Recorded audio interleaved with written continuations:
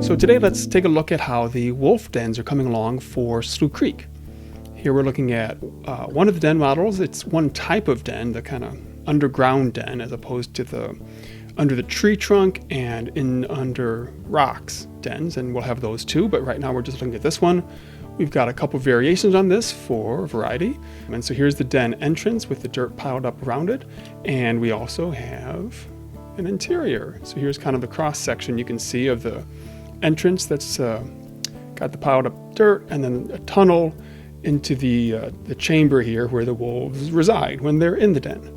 So this looks a little weird because you can see through the model to the inside because the outside is not opaque, but if you're inside it, it is opaque. So we have gotten many requests from players to be able to go inside the den. And we know that is really appealing, and we do want to do something about it. But it's really complicated technically, complicated aesthetically. It's a very tight space in here. This chamber is pretty small.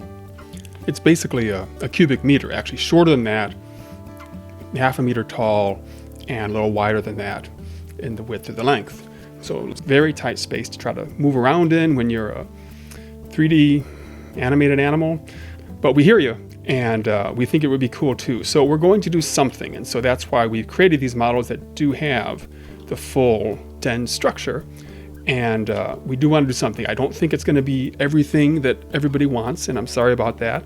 But there are just a lot of constraints on that to make it work well and look good and everything like that. So you won't be able to go into the den and hang out with your pups and play poker or watch TV or something. There won't be that level of access and interactivity. On the other hand, we do plan to have it be more than the old game, which was nothing. So that's something.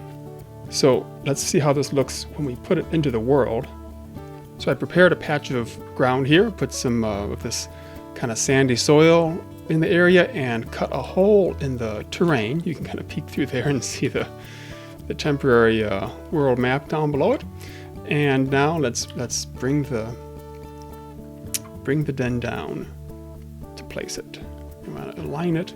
I've done this before, you can tell.